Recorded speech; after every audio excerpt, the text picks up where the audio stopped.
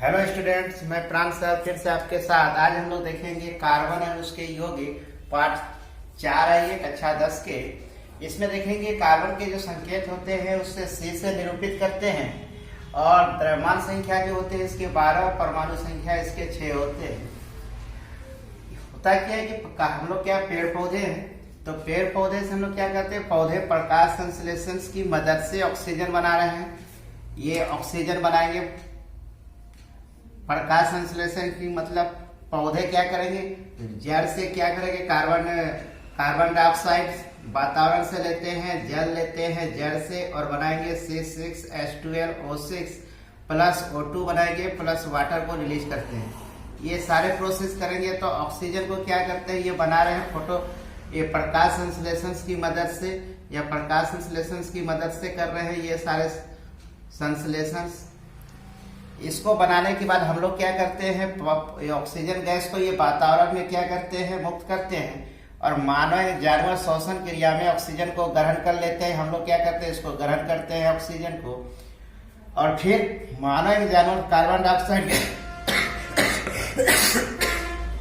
श्वसन क्रिया के दौरान बाहर भी करते हैं। हम लोग श्वसन क्रिया के दौरान क्या करते हैं, कार्बन डाइऑक्साइड को शरीर से बाहर क्या करते हैं, मुक्त कर देते हैं। ऑक्सीजन को लेते हैं और कार्बन डाइऑक्साइड को मुक्त कर देते हैं, जिससे पेड़ पौधे ग्रहण कर लेते हैं, और फिर इस कार्बन डाइऑक्साइड को ये पेड़ पौधे क्या करते हैं, ग्रहण कर देते हैं। इस प्रकार से ये क्रिया चलते रहती है। और इसमें क्या होता है, कार्बन जो सबसे मुख्य रूप से आ गया, वो कार्बन क्या होता है, हमें प्राप्त होते हैं। कार्बन एक अधातु होता है जिसे C द्वारा निरूपित किया जाता है। सभी सजीव, चाहे वे पौधे हो या जानवर हो, का शरीर कार्बन यौगिकों का बना होता है। कार्बन का इलेक्ट्रॉनिक विन्यास अगर निकाला जाए तो कार्बन का परमाणु संख्या होता है 6, 2 और 4। पहले कक्ष में 2 इलेक्ट्रॉन होते हैं, दूसरे कक्ष में 8 इलेक्ट्रॉन नियम के अनुसार इसमें होना चाहिए। 2 फिर 8 कक्ष में भरना चाहिए इलेक्ट्रॉन, लेकिन कार्बन के पास कितने हैं, 2 और 4 है। तो पहले सेल इसका क्या होगा, 2 इलेक्ट्रॉन हो जाएंगे, और दूसरे कक्षा में इसके 4 इलेक्ट्रॉन इसके पास जो थे वो आ जाएंगे, इससे 4। पहले जो कक्ष है उसको K बोला जाता है, दूसरे को L।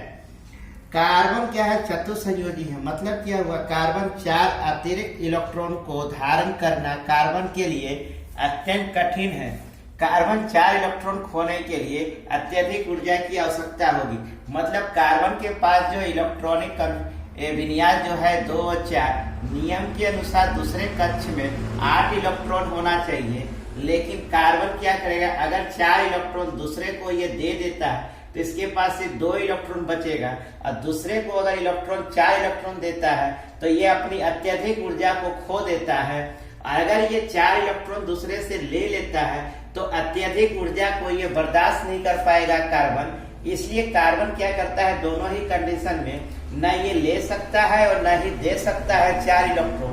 तब ये क्या करेगा, कार्बन अपने ही कार्बन के साथ मिलेगा या दूसरे तत्वों के परमाणु इलेक्ट्रॉनों के साथ साझेदारी करेगा। या तो वो कार्बन कार्बन के साथ मिल जाएगा, कार्बन कार्बन के साथ मिलके बंध बना लेगा, या कार्बन या हाइड्रोजन के साथ, कार्बन या क्लोरीन के साथ बंध बना लेगा।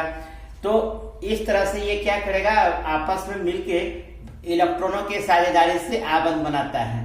तो इस प्रकार से जो इलेक्ट्रॉनों की साझेदारी से आबंध बना रहा है उसको सहसंयोजी आबंध कहते हैं। जैसे कि हम लोग देखते हैं हाइड्रोजन में, हाइड्रोजन का जो द्रव्यमान संख्या होता है, परमाणु संख्या जो होता है 1, इसका हम लोग यदि इलेक्ट्रॉनिक विन्यास निकालेंगे तो इसमें नियमतः होना चाहिए 2, लेकिन हाइड्रोजन के पास है तो इसके पास 1 है तो मात्र 1 ही होगा, और हाइड्रोजन यहाँ पे 2 है तो हम लोग क्या करेंगे, हाइड्रोजन को 2 हाइड्रोजन बनाएंगे। इसके पास 1 इलेक्ट्रॉन है तो ये 1 इलेक्ट्रॉन इसका दिखाएंगे, इसका 1 इलेक्ट्रॉन दिखाएंगे, और ये क्या करेगा, एक दूसरे के साथ साझेदारी करेगा। तो साझेदारी करने के बाद 1 और 1 2 मिलके ये क्या करेगा, H2 बनाएगा, H 2 इलेक्ट्रॉन मिल जाएगा, और ये दोनों हाइड्रोजन आपस में मिल जाएगा और ये बना देगा, क्या बना देगा, H2। मतलब हाइड्रोजन और हाइड्रोजन मिलके एकल बंध का निर्माण करता है। यहाँ पे ये कैसा बंध बना रहा है, एकल बंध, मतलब एक इलेक्ट्रॉनों के साझेदारी से बना बंध है, इसीलिए हाइड्रोजन को बोलेंगे एकल बंध। ऑक्सीजन के केस में देखते हैं, ऑक्सीजन के बाहरी परमाणु संख्या होते हैं इसके 8, जब हम लोग इसका इलेक्ट्रॉनिक विन्यास निकालेंगे तो 2 और 6 हो रहा है, 2 6 8 मतलब 8 हो गया। नियम के अनुसार दूसरे कक्ष में 8 इलेक्ट्रॉन होने चाहिए थे। तो ऑक्सीजन ऑक्सीजन मिलके क्या करते हैं, ऑक्सीजन के 2 ऑक्सीजन है, O2 है 2 ऑक्सीजन। तो ये 2 ऑक्सीजन, इसके बाहरी कक्षा में 6 इलेक्ट्रॉन है, तो 6 इलेक्ट्रॉन दिखाएंगे 1 2 3 4 5 6, 1 2 3 4 5 6। अब ये क्या करेगा, इसको 8 होना है तो 2 इलेक्ट्रॉन क्या करेगा, इसके साथ ये मिल जाएगा, ये 2 और ये 2 इसके साथ मिल जा रहा है, तो ये 2 मिलके ये 8 हो जाएगा।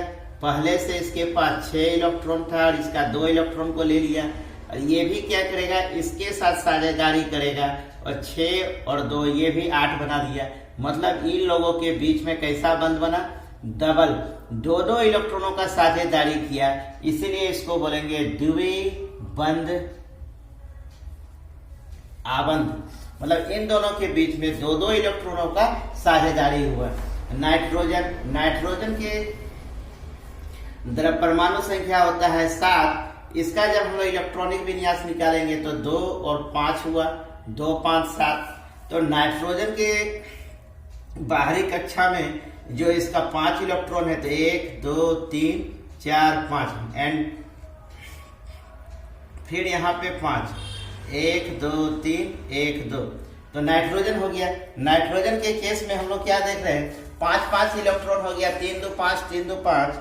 तब यहाँ पे जो नाइट्रोजन के केस में हो रहा है, तो इसमें इन दोनों के बीच में 5 3 8 एंड 2, तो इसके बीच में क्या होगा, साझेदारी जो होगा 1 2 3। तो यहाँ पे जो हुआ 3 बंध का निर्माण किया, मतलब 5 और 3, इसका 3 इलेक्ट्रॉन मिलके इन्होंने क्या किया, 8 इलेक्ट्रॉन पूरा किया। इसका भी 3 इलेक्ट्रॉन मिलके क्या किया, इसका भी 8 इलेक्ट्रॉन को पूरा किया। तो मतलब इन दोनों के बीच में त्रिबंध का निर्माण हुआ। त्रिबंध आबंध के द्वारा नाइट्रोजन क्या हुआ, आपस में साझेदारी किया। अब इस केस में देखो यहाँ पे 2 चीज है, हाइड्रोजन भी है और ऑक्सीजन भी है। हाइड्रोजन 2 है, तो एक हाइड्रोजन यहाँ बनाएंगे, एक हाइड्रोजन यहाँ बनाएंगे, बीच में बना रहे हैं ऑक्सीजन को। ऑक्सीजन को पता है ऑक्सीजन के बाहर में कितना होता है 8, तो 2 6, तो बाहर वाला इलेक्ट्रॉन बनाएंगे 2 6, और हाइड्रोजन के बाहर में होता है 1, इसके बाहर में होता है 1। तो अब क्या करेंगे, हाइड्रोजन क्या करेगा, इस ऑक्सीजन का 1 इलेक्ट्रॉन के साथ साझेदारी करके हाइड्रोजन 1 1 2 हो जाएगा, और इसका भी हाइड्रोजन के साथ साझेदारी करेगा ये ऑक्सीजन का 1 इलेक्ट्रॉन के साथ, तो इसके साथ मिलके HH2 बनाएगा। अब क्या करेगा, ये तो इसके साथ बना लिया साझेदारी करके 2, ये इसके साथ साझेदारी करके बना लिया 2। ऑक्सीजन क्या करेगा, दोनों हाइड्रोजन से साझेदारी करेगा, इसका भी 1 लेगा और इसका भी 1 लेगा, और इस प्रकार से जो इसमें बन के आएगा वो इस प्रकार से बनाएगा, बंध का निर्माण करेगा। मतलब ऑक्सीजन क्या हुआ 6, इसका 6 था 7 हो गया, और यहाँ पे लेके साझेदारी किया 8 हो गया। तो इस प्रकार से हम लोग जल के केस में देखते हैं कि इसका जो बंध बनता है कुछ इस प्रकार से बनता है, आबंध का निर्माण करता है। अब इसके बाद देखना है सहसंयोजी यौगिकों के भौतिक गुण होते हैं, जिसमें पहला है इसके गलनांक और पथनांक क्या होते हैं, कम होते हैं, और ये विद्युत के कुचालक होते हैं। तो ये थे कार्बन और उसके परमाणु यौगिक के कुछ बेसिक थे। अब हम लोग इसके बारे में जो नेक्स्ट चैप्टर में देखेंगे, संतृप्त और संतृप्त यौगिक कार्बन किस प्रकार से बनते हैं। तो मिलते हैं अपने नेक्स्ट वीडियो में, तब तक के लिए थैंक्स।